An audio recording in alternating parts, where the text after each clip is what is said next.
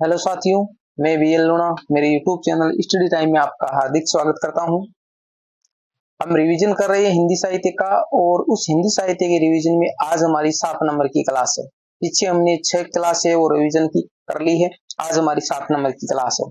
क्योंकि कुछ ही दिन हमारे पास में शेष बचे हैं, उसके बाद में हमारा 23 जून से फर्स्ट ग्रेड का एग्जाम है वो स्टार्ट है और 23 जून को ही हिंदी का हमारा एग्जाम है। हमने फर्स्ट ग्रेड का कोर्स है वो अच्छे से किया है। वो सारे वीडियो वो मेरे यूट्यूब चैनल पे है, उसकी एक प्लेलिस्ट बनी है फर्स्ट ग्रेड के नाम से। अगर वो वीडियो आपने नहीं देखी है तो आप कंटिन्यू देख सकते हो, वहां पर हमने पूरे सिलेबस को अच्छे से कवर किया है। दूसरी जो पूरा सिलेबस है उसके जो जितने भी टॉपिक हमने यूट्यूब पे किए उसकी सारे की पीडीएफ है वो मैंने टेलीग्राम पे जो स्टडी टाइम बीएल लूणा के नाम से ही है, जिसका लिंक इस वीडियो के डिस्क्रिप्शन बॉक्स में आपको मिल जाएगा। आप टेलीग्राम को ज्वाइन कर लीजिए, वहां पर वो सारे पीडीएफ है, आप पीडीएफ डाउनलोड करके अच्छे से उसका रिवीजन कर सकते हैं। वीडियो पसंद आती है तो इसको लाइक करिए, अपने दोस्तों के साथ में भी शेयर कीजिए। बिना समय कमाए हम शुरुआत करते हैं अपने क्लास की। तो देखिए आज की हमारी जो 7 नंबर की क्लास है वो पहला क्वेश्चन है उसका, हिंदी भाषा का पहला समाचार पत्र है। तो हिंदी भाषा का पहला जो समाचार पत्र है उसका आंसर अगले पैराग्राफ में है। यानी हिंदी भाषा का जो प्रथम समाचार पत्र है वो है उद्दंड मारदंड। अब इसकी व्याख्या देख लेते हैं। तो इसके जो संपादक की हम बात करें तो उद्दंड मारदंड है उसके संपादक है वो पंडित जुगल किशोर शुक्ल थे और ये कोलकाता से प्रकाशित होता था। कब प्रकाशित हुआ था? 30 मई 1826 ईस्वी से ये प्रकाशित हुआ था। तो पहले इसकी प्रकाशन जो डेट है वो 30 मई 1826 ईस्वी। तो ये जो सारे ही पॉइंट है इनसे संबंधित क्वेश्चन पूछे गए, इसको अच्छे से आपको याद करना है। अब रही बात आगे जो और पत्र है उसको भी देख लेते। हिंदी का प्रथम दैनिक समाचार पत्र, हिंदी का प्रथम दैनिक समाचार पत्र, ये सारे अलग अलग अच्छे से याद करना है। वो है समाचार सुधा वर्षन जो 1854 ईस्वी में प्रकाशित हुआ था। ये भी कोलकाता से आता था और इसके जो संपादक थे वो श्याम सुंदर सेन थे। आगे हमारा है नोट में लिखा है भारत का पहला समाचार पत्र, वो दोनों है, हिंदी की बात हो रही थी। ये भारत का पहला समाचार पत्र वो बंगाल गजट है। तो आपको क्वेश्चन में ये अच्छे से ध्यान रखना है कि एग्जामिनर आपसे पूछ क्या रहा है, ठीक है। तो वो भारत का पहला समाचार पत्र बंगाल गजट है जो 1780 ईस्वी में प्रकाशित हुआ था। जेम्स ऑगस्ट हिकी इसके संपादक थे, ये अंग्रेजी भाषा में था और कोलकाता से प्रकाशित हुआ था। तो क्वेश्चन को पढ़े, यानी अच्छे से आप क्वेश्चन को पढ़ोगे तो ही उसका आंसर है वो आप दे पाओगे। हिंदी की प्रथम फिल्मी पत्रिका है वो है रंगभूमि जो 1932 ईस्वी में प्रकाशित है और दिल्ली से साप्ताहिक थी, सप्ताह में एक बार आती थी और लेखराम इसके जो संपादक। बाकी जो आगे मैंने नोट लिखा है कि यानी जो श्री राम तिवारी है उन्होंने हिंदी की प्रथम फिल्मी पत्रिका वो नव चित्रपट को माना है, वो भी 1932 में दिल्ली से प्रकाशित हुई। तो ये आपको दोनों में जो अंतर है वो ध्यान रखना है। यानी वो भी देखो 1932 में थी, वो भी दिल्ली में थी, परंतु नाम अलग अलग है। ये जो माना गया है वो रंगभूमि है और ये जो माने है श्री राम तिवारी ने तो वो है वो नव चित्रपट है। तो इन दोनों को आपको अलग अलग याद रखना। आपको श्री राम तिवारी के हिसाब से पूछे तो आपको नव चित्रपट करना है। आगे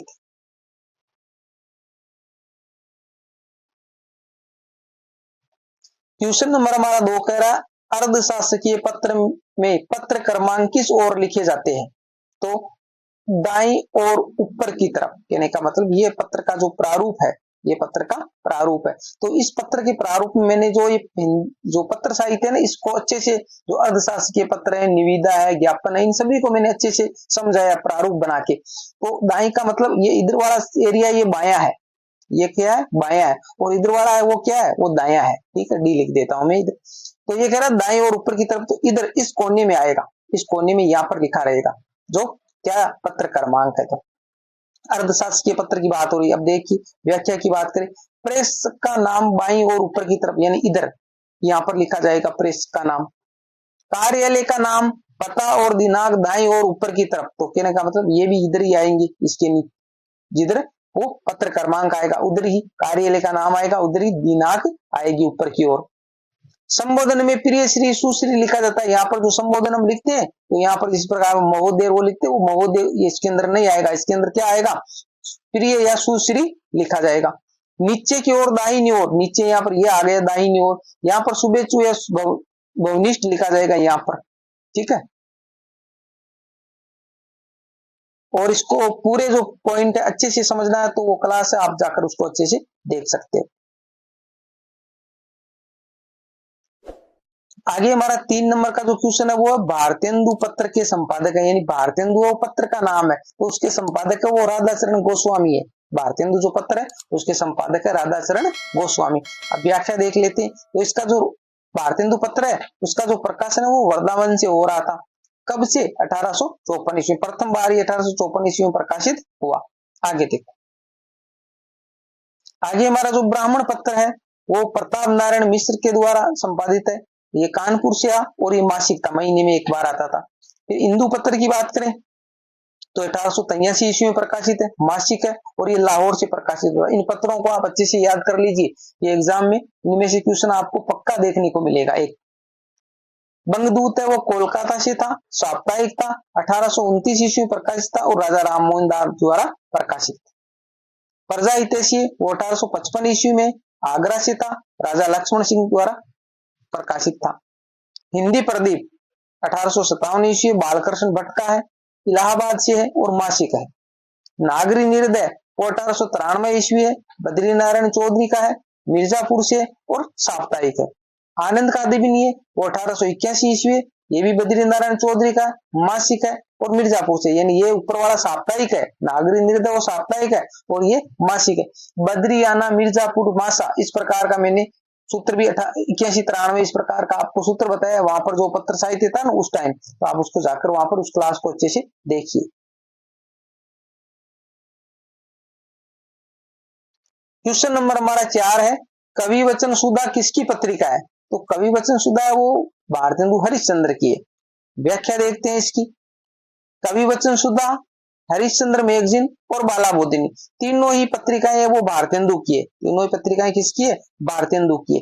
अब देखिए 1868 ईस्वी में कवि वचन सुधा है, 1873 ईस्वी में हरिश्चंद्र मैगजीन है और 1874 ईस्वी में बालाबोधिनी है। तीनों ही पत्रिकाएं काशी से प्रकाशित होती थी। अब जो प्रथम कवि वचन सुधा है वो लिखा मैंने मा पा सा, तो मासिक भी थी, पहले मासिक थी, फिर ये पाक्षिक हो गई, फिर साप्ताहिक हो गई। ये दोनों मासिक है, ठीक है। अब इसको याद करने के लिए मैंने आपको एक सूत्र बताया था, कहवा कहवा 6851 6851, इस प्रकार का एक कोड बताया था। तो देखिए, क यानी कवि वचन सुधा, है यानी हरिश्चंद्र मैगजीन, ब यानी बालाबोधिनी और 6851 का मतलब हो गया, पहली तो है वो 1868 में है, उसके अंदर हम 5 ऐड करेंगे तो 1873 हो जाएगा, फिर उसके अंदर हम 1 ऐड करेंगे तो 1874 हो जाएगा। तो तीनों की आपको ये प्रकाशन डेट है वो भी याद हो जाएगी। तो ये तीनों ही हरिश्चंद्र की पत्रिकाएं हैं।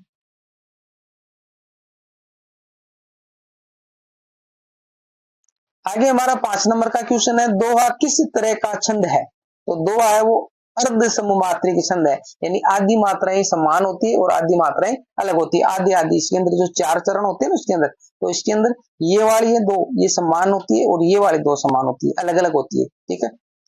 व्याख्या देखते हैं हम।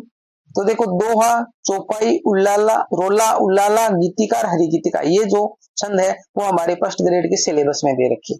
दोहा है, चौपाई है, रोला है, उल्लाला है, गीतिका और हरि गीतिका। अब इसका हम थोड़ा थोड़ा पॉइंट देख लेते हैं इनकी। तो देखिए, बात करें हम दोहे की, तो दोहा क्या है?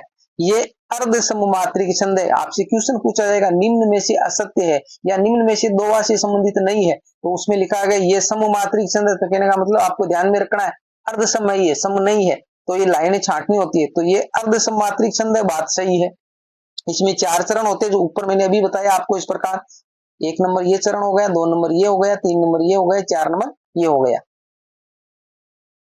इसमें कुल 24 मात्राएं होती है, ये बात भी सही है। विषम चरणों में, विषम चरण को 1 नंबर और 3 नंबर ये विषम है, तो इसके अंदर 13-13 मात्राएं होती है। और जो सम चरण है 2 नंबर और 4 नंबर, उसके अंदर 11 मात्राएं होती है, तो 11 और 13 है वो 24 होती है, तो ये बात भी सही है। तो इस प्रकार आपको छांटना होता है। यहाँ पर लिख देगा इसमें कुल 28 मात्राएं होती है, तो गलत हो जाएगा, तो ऐसे पॉइंट देकर वो पूछेगा आपसे। सम चरणों में 11-11 मात्राएं होती है, विषम चरणों के अंत में एस आई न हो, सम चरणों के अंत में एस आई हो, तो कहने एस आई का मतलब हो गया ये गुरु है, एस का मतलब गुरु है और आय का मतलब लघु है। तो कहने का मतलब ये कह रहा है न हो। विषम चरणों, विषम चरणों का मतलब एक और तीन के अंदर तो ऐसा नहीं आना चाहिए और सम चरणों के अंदर ऐसा आना चाहिए। इसको मैंने उदाहरण से अच्छे से समझाया। अगर आप देखना चाहते हैं तो छंद वाली जो क्लास है उसको अच्छे से आप देखिए, आपको पूरे अच्छे से समझ में आ जाएगा। आगे बात करें हम चौपाई की, तो चौपाई ये सममात्रिक छंद है। जिस प्रकार दोहा अर्ध सममात्रिक था, ये चौपाई सममात्रिक है। इसमें 4 चरण होते हैं, जिस प्रकार दोहे में होते हैं उसी प्रकार इसमें 4 चरण होते हैं और ये सममात्रिक है। इसके प्रत्येक चरण में 16-16 मात्राएं, ये पहले वाले में 16, इसमें भी 16, इसमें भी 16 और इसमें भी 16, इस प्रकार इसमें चारों में 16-16 मात्राएं होगी। अंत में गुरु लघु ना हो, अंत में सभी है ना ये लाइनें यहाँ पर जहां खत्म हो रही है तो उसके अंदर SI ना हो, गुरु लघु ना हो। इसमें पहले चरण की तुक दूसरे में और तीसरे चरण की तुक चौथे चरण में मिलती है। चरण के अंत में जगण ISI और तगण SSI नहीं होने चाहिए। चौपाई में 2 पंक्तियों को एक अर्धाली कहा जाता है। अब 2 पंक्तियों मतलब ये 2 पंक्ति हो गई, ये अर्धाली हो गई। अब देखिए ये जगण मगण तगण, इसको हम यहाँ पर शॉर्ट में नहीं बता सकते, इसको मैंने अच्छे से है वो जो हमारे 8 गण होते हैं उन 8 गणों को मैंने अच्छे से समझाया किस प्रकार आपको इसमें लगाना होता है। उदाहरण देखकर आपको अच्छे से समझाया, तो आप देखना चाहते हैं तो आप जाकर उसको अच्छे से देखिए। फिर हम बात करते हैं गीतिका की, तो ये भी एक सममात्रिक छंद है। जिस प्रकार चौपाई था, इसमें 4 चरण होते हैं, इसके प्रत्येक चरण में 26 मात्राएं होती है। जिस प्रकार दोहे में क्या थी 24 थी, चौपाई में क्या थी 16 थी, और इसके अंदर क्या है 26 मात्राएं हैं। 14-12 मात्रा पर यति होती है। यति का मतलब ये लाइन चलती है, फिर यहाँ पर हम रुक गए, फिर आगे चलेगी इस प्रकार। तो कहने पहले 14 मात्राएं आएगी, यहाँ पर इधर वाले में 14 आएगी, आगे वाले में फिर क्या इसमें 12 आएगी। अंत में लघु गुरु ऐसा ही होते हैं। अंत में क्या जहां पर ये खत्म होता है यहाँ पर, तो ऐसा ही कहने लघु गुरु होते हैं।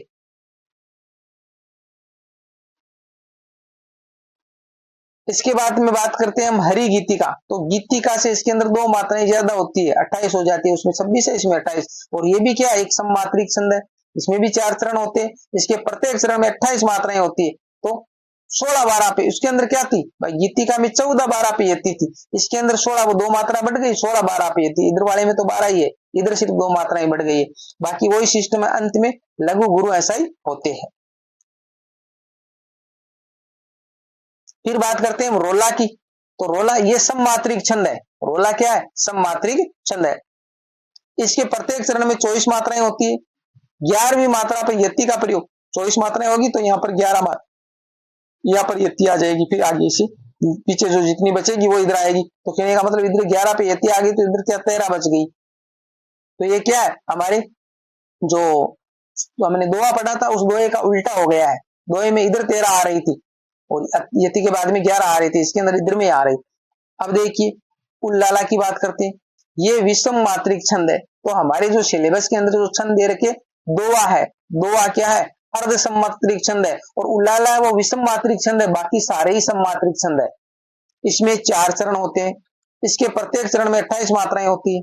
आगे देखिए इसके प्रत्येक चरण में 15-13 मात्राओं पर यति होती है कि नहीं, ऐसे लिखेंगे तो यहाँ पर जो यति आएगी, फिर ऐसे लिखेंगे तो इधर वाले में 15 आ जाएगी और इधर वाले में 13 आ जाएगी, और 15 और 13 को जब हम जोड़ते हैं तो कितने होते हैं 28 होते हैं।